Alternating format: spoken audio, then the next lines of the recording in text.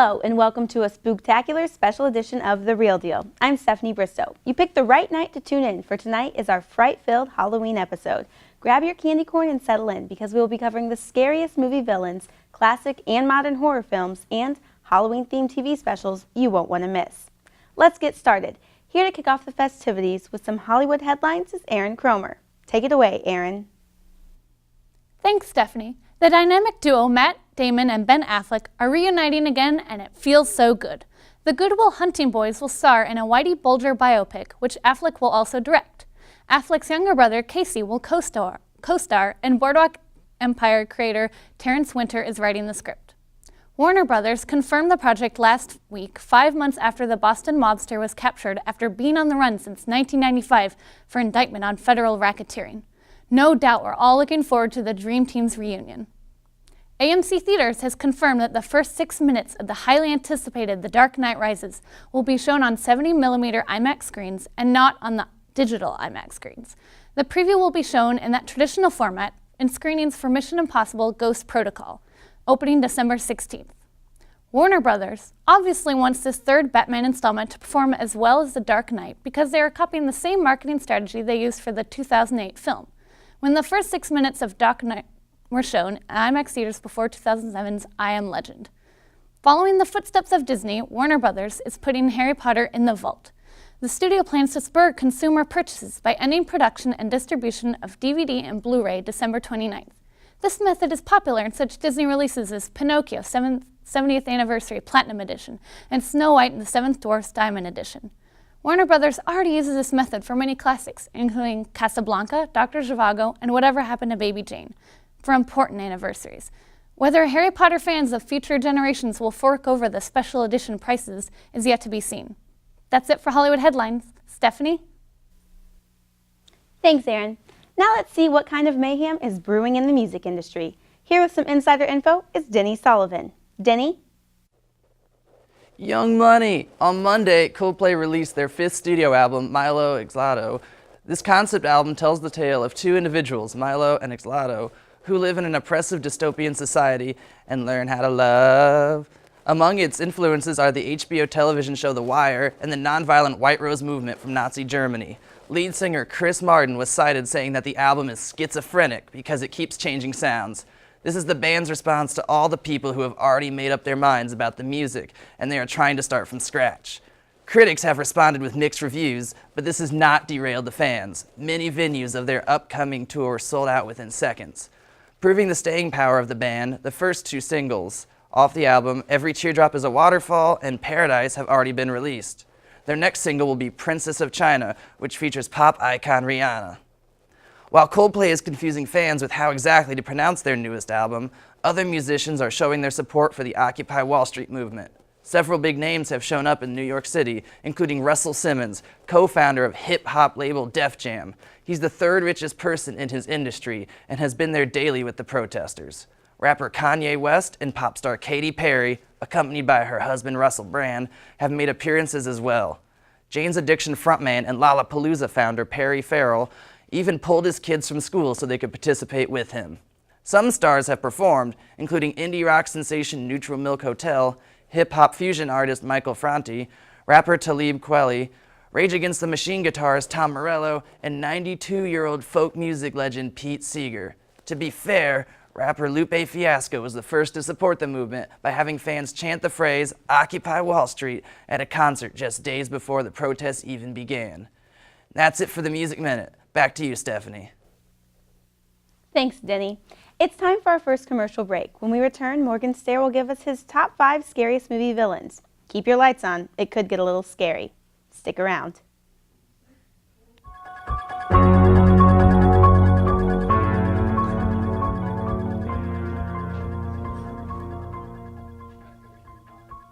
Welcome back. Every good movie needs a terrifying villain. Here with his take on the scariest of them all is the frightening Morgan Scare. I'm almost too scared to watch. Morgan? Stephanie. In honor of Halloween, I'm going to do something a little evil tonight. These are the top 5 movie villains. Number 5, Darth Vader. There's not a villain out there that's more iconic than Vader. His dark cloak, dark helmet, and command over the dark side of the Force make him a frightening bad guy with a legacy that even Jake Lloyd can't tarnish.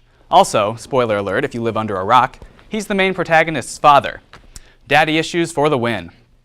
Number 4, Jigsaw. What's truly horrifying about Jigsaw is just how many god-awful sequels he spawned, but I digress. His victims are put into nearly unbeatable traps which act as metaphors for their wrongdoings in life. While the victims are always given a fighting chance, they usually aren't successful, much to the gore-hungry audience's delight. Number 3, Death from the Final Destination films. We never actually see what this villain looks like because Death isn't a physical being. Rather, Death is a supernatural force that turns everyday items into insane Rube Goldberg devices that end people's lives in increasingly creative and brutal ways. This villain is scary because he, or she, could be lurking literally anywhere, and if you've cheated Death before, it's only a matter of time before you fall victim to a hilariously contrived chain reaction culminating in your guts splattering the camera lens. Number 2, Voldemort. Because I had to bring Harry Potter into this somehow. Voldemort is both gross-looking and extremely powerful. 2 reasons you would not want him trying to kill you. And if you're not in his inner circle of Death Eaters, chances are he is trying to kill you. Voldemort is only slightly redeemed by the fact that he killed Edward Cullen once. But he is a ruthless, and noseless, evil wizard with a large kill count to his name and an unforgettable battle cry. And he gives very awkward hugs. Spooky. And finally, the number 1 scariest villain of all time, Scar. Why did I pick a cartoon character to be number 1? Because Scar is crazy evil. Out of all of Disney's classic animated films, he's pretty much the only villain who actually successfully kills off an important good character. Really, go through them. Ursula, Jafar, Gaston, they're all intimidating and stuff, but they didn't kill Mufasa. And Lion King still got away with a G rating? That's messed up. That's it for this special edition of Top 5. I'm Morgan Stair, and you are going to have nightmares. Back to you, Pumpkin Stephanie. Thanks, Morgan. Now we'll take another commercial break to let you calm down after that frightening Top 5. When we come back, Ben Rocky will give us a variety of recommendations for the greatest Halloween movie marathon ever, and Molly Baker will preview this season's most anticipated Halloween TV specials. Don't move a muscle. This is Halloween, this is Halloween, Halloween, Halloween, Halloween, Halloween. In this town we call home, everyone here.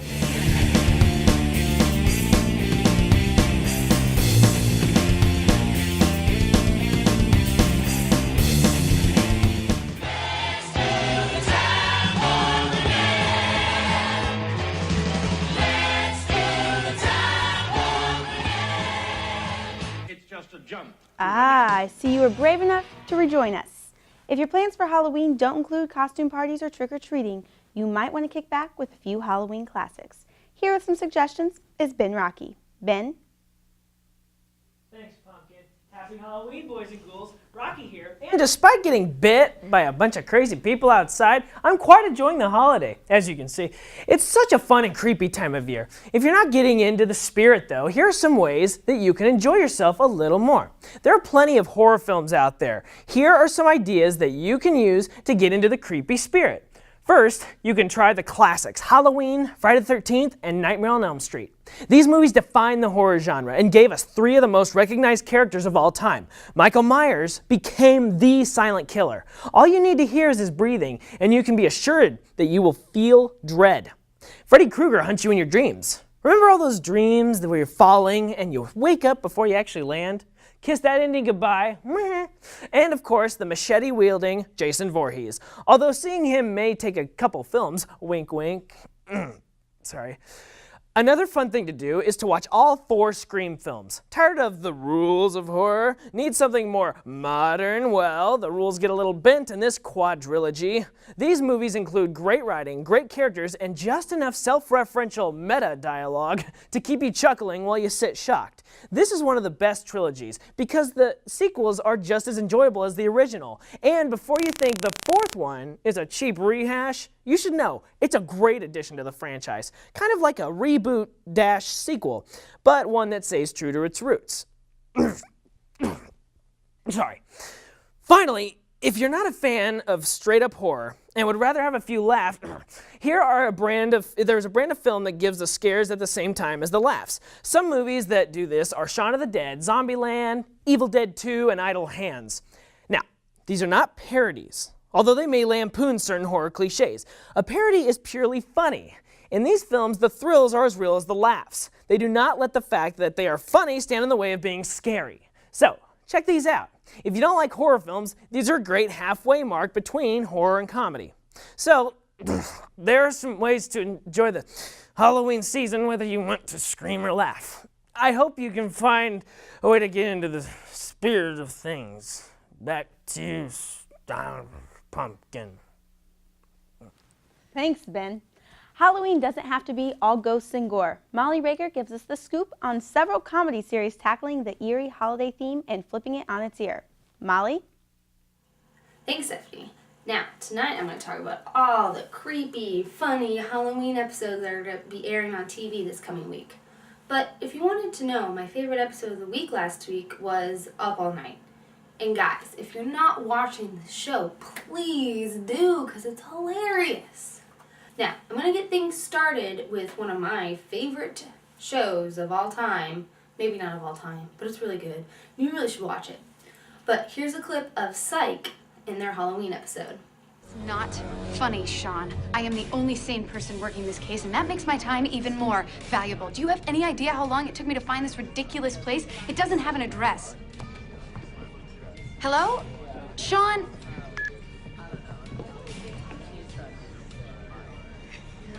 I can't help being a gorgeous fiend. It's just the card I drew. First things first. After seeing that clip, you guys obviously know I'm dressed up as Juliet O'Hara. I mean, I went all out. I have a badge and everything. But obviously you saw Sean and Gus were dressed up as Blackula, and Brad Pitt's character, Tom Cruise's character from Interview from a Vampire. And I can be pretty much positive to say that they are probably going to be dressed up as that, solving the whole entire crime, which will be hilarious, so you guys should watch it. Wednesday, 10 o'clock. Now on to another comedy that always produces grade A Halloween episodes. And of course I'm talking about Community. And this week they're going to do something slightly different.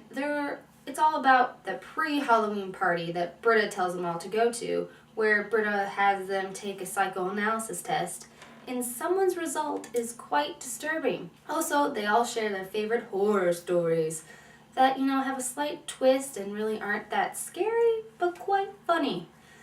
But we cannot forget about the other Thursday comedy, Parks and Recreation, where April and Andy host their own Halloween party, and Ben isn't too happy with this party. And April and Andy are dressed up as wrestlers. One's a pro wrestler and one's a sumo wrestler. You can just guess who dresses up as who. But now we'll go on to the real scary stuff, and that is FX's American Horror Story. Now, it's Halloween, so of course they're going to pull out all the stops, and they can't fit everything in one episode. So they have two parts, one airing at the original Wednesday time, and then the other one airing on Halloween. To even make it even more creepier, Hero's Siler, Zachary Quinto, is going to be guest starring in about 4 episodes. And he is the previous owner of the house, and he gets a little OCD and crazy about details of a Halloween party they're planning in the house, which sends Vivian into a rampage. And the baby doesn't really like that, and there's complications. So Vivian and the husband have to leave the house and leaves their daughter there all alone with that creepy guy. I mean, this isn't going to end well. We can be assured of some scares in this episode. Well, that's all I have for you. Have a great Halloween, everyone. Back to you, Stephanie. Great scoop as always, Molly. Time for our last commercial break. But when we return, Kaylee Russell will deliver the most chilling Best of Bracken yet. Come back, if you dare. I put a spell on you, and now you're gone. My planet fell on you.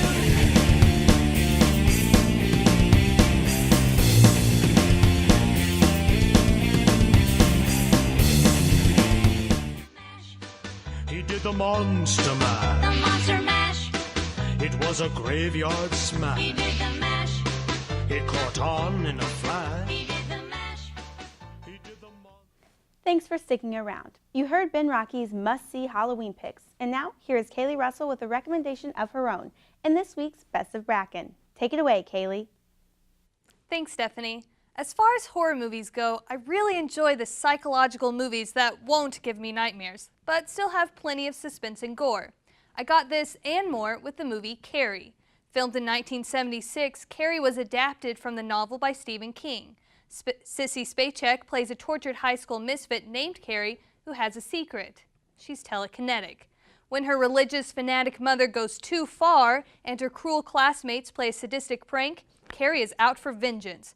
Her revenge in the ending scenes is full of terror, blood, and fire. And it makes you a little happy to see this painfully shy teen get even with everyone who caused her pain and humiliation. I was expecting a scary movie, but to be honest, I laughed more in the first scene than in some comedies. When Carrie first gets her period, which is laughable in itself because she's a senior in high school, she thinks she's dying. Her mom never told her the facts of life. All the girls in gym class threw tampons at her while she screamed. The scene was so ridiculous, I almost thought I was watching a parody. The film was campy at times, but it also had an underlying sense of true darkness. A girl being tortured in high school and at home is depressing to think about, but the director Brian De Palma does a good job of balancing out the morbid and comedic moments. This is what makes the film really good. My favorite part in this movie was the prom scene.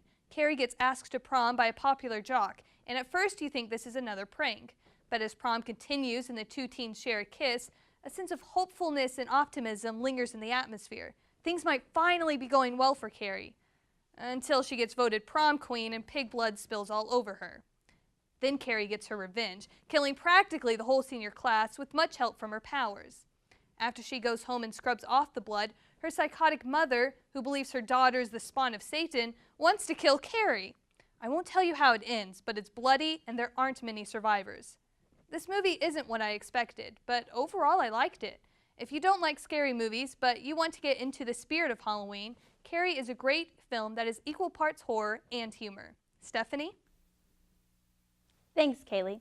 And before you go, I wanted to give you guys my final word. In honor of All Hallows Eve, I'd like to bring out the kid in all of us by highlighting my favorite Halloween movies. First up, Halloween Town. This original Disney movie was released in 1998. Halloween Town is an actual community separate from Earth so that vampires, werewolves, ghosts, trolls, pumpkin-headed people, and other creatures could escape humans' fears. In this movie, three siblings learn that their grandmother, Aggie Cromwell, is actually a witch who lives in Halloween Town. Aggie's daughter is also a witch, but she chooses to live on Earth to raise her 3 children, including 13-year-old Marnie, who learns about her witch heritage. Following this movie, Disney created 3 more in the series. However, as in most cases, I think the first one is the best. Next up, Hocus Pocus. The best part of this movie is watching Bette Midler and Sarah Jessica Parker team up so much earlier in their acting careers. Released in 1993, the film follows a Halloween-hating teenager who accidentally resurrects 3 witches, the Sanderson sisters, from their temporary death. He has to risk his life to save his younger sister, since the witches love to brew a potion used to suck the life force out of young children. Keep an eye out for Ball State alum Doug Jones. He plays Billy Butcherson, the zombie Bette Midler's character brings back to life. And finally, in honor of my love for Charlie Brown and the fact that I am the Great Pumpkin, I've got to mention it's the Great Pumpkin, Charlie Brown. This Charles Schultz special was first released in October 1966 and still remains a must-see. The Peanuts gang prepares for a great night of trick-or-treating. Even though no one supports him, Linus writes his annual letter to the Great Pumpkin. While the others go trick-or-treating and Charlie Brown receives nothing but rocks, Linus and Sally sit in the pumpkin patch and wait for the Great Pumpkin. Now, if you haven't seen this film, I'm not going to ruin the ending for you, but you have to promise me you'll go and check it out. That's my final word and the end of our show this week. Be sure to check us out on Facebook and Twitter for the latest updates on all things entertainment. Join us again in 2 weeks, same time, same place. I'm Stephanie Bristow. Have a safe and happy Halloween. You put enough time in the wrong hands, you upset the whole system. Let's hope so. If this works, we gotta get more. I can help you get all the time you want. You know we're coming to get you.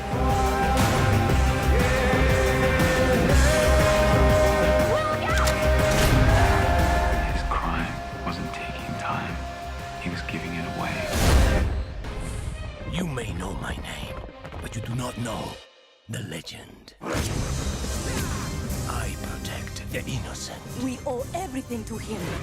And in my brave and noble quest for justice, nothing will distract me. Oh.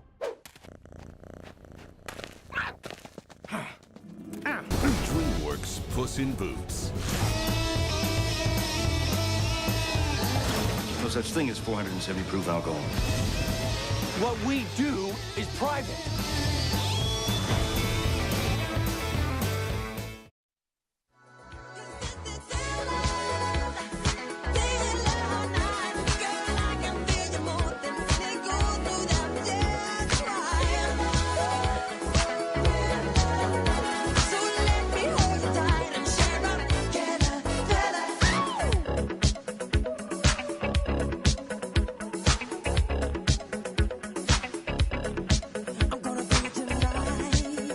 Darkness falls across the land.